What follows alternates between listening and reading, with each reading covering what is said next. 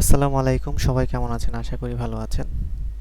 তো ইতিমধ্যে দেখতে পাচ্ছেন যে আমার প্লেলিস্টে বেশ কয়েকটা টিউটোরিয়াল এখানে আপলোড করা হয়েছে। তো যারা আমার টিউটোরিয়ালগুলো দেখে ফেলেছেন এবং আমার চ্যানেলটাকে নতুন এই চ্যানেলটাকে সাবস্ক্রাইব করে ফেলেছেন, প্রত্যেককে জানাই অন্তরের অন্তঃস্থ থেকে অসংখ্য অসংখ্য ধন্যবাদ।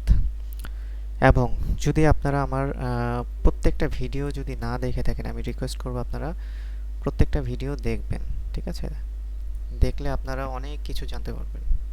একটু মনোযোগ সহকারে আমি রিকোয়েস্ট করবো, একটু মনোযোগ সহকারে দেখবেন এবং একটু সময় নিয়ে দেখবেন, তাহলে অনেক কিছু জানতে পারবেন। ঠিক আছে? অনেক অজানা জিনিস জানতে পারবেন।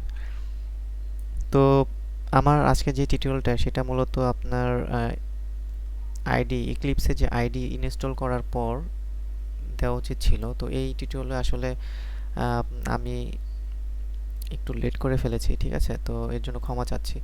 তো আমরা যখন ইক্লিপস ইনস্টল করব, ঠিক আছে, ডাউনলোড করে ইনস্টল করব, তখন আমরা দেখেছি যে কিভাবে মেইন মেথড লিখতে হয়। তো আমি এটা দেখাচ্ছি না। তো আমরা কি করলাম, একটা মেইন মেথড ক্রিয়েট করলাম। ঠিক আছে? মেইন মেথডের ভিতরে আমরা কি করব, আমরা হচ্ছে প্রিন্টের যে মেথড আছে এটা হচ্ছে আমরা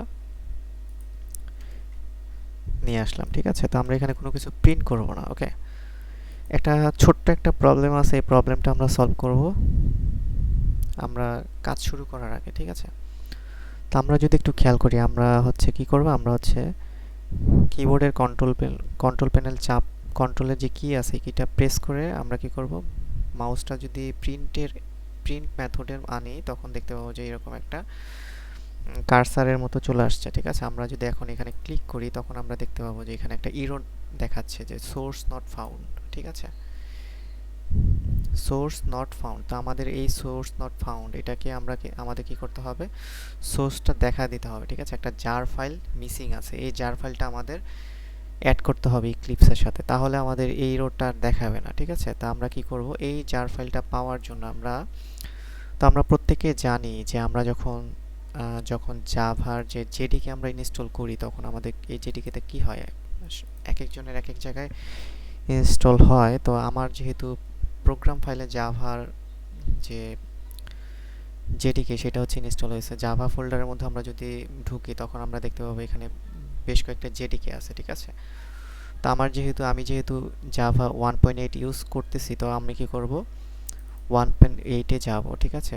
এই ফোল্ডারে অ্যাক্সেস মানে ঢুকলে আমি দেখতে পাবো যে এখানে একটা সোর্স নামে একটা জিপ ফাইল আছে। ওকে, সো আমরা এই জিপ ফাইলটাই কি করব, আমরা অ্যাড করে দিব ইক্লিপসের এখান থেকে অ্যাড করে দিব। ঠিক আছে? তাহলে আমাদের এই এররটা চলে যাবে। তো সেটা কিভাবে, আমরা কি করব, আমরা হচ্ছে আবারও যাচ্ছি, আমরা হচ্ছে কি করব, এখানে এই মেথডের ভিতরে ঢুকবো, দেন হচ্ছে এখানে একটা অপশন পাবো অ্যাটাচ সোর্স। এখানে যদি ক্লিক করি, তখন হবে আমাদের দুটো অপশন আসবে। আমরা এখান থেকে কি করব, এক্সটার্নাল লোকেশন থেকে আমরা ফাইলে যাব। ফাইলে যাওয়ার পর আমরা কি করব, আমরা হচ্ছে জাভা জাভা 1.8, দেন হচ্ছে আমরা এই সোর্স ফাইলটা দেখি, আমরা কি করব, আমরা হচ্ছে ওকে। তার সাথে সাথে দেখতে পাচ্ছি যে আমাদের এখানে যে ইররটা ছিল, ইররটা চলে গেছে। ঠিক আছে? তো এখন যদি আমি আবার প্রিন্ট মেথডে যাই, তখন আমি দেখতে পাবো যে এখানে কোনো ইরর নাই। ঠিক আছে? তো এটাই ছিল আজকের টিউটোরিয়াল, ছোট্ট একটা টিউটোরিয়াল। তো আশা করি আপনারা যখন জেডিকে ইনস্টল করবেন, ঠিক আছে, জেডিকে যখন ইনস্টল করবেন, নেক্সট কাজটাই হচ্ছে আপনারা কি করবেন, আপনারা হচ্ছে এর যে সোর্স ফাইলটা আপনারা অ্যাটাচ করে দেবেন। ঠিক আছে? তাহলে ইররটা আর দেখাবে না। সো ধন্যবাদ সবাইকে, আজকে এতটুকুই।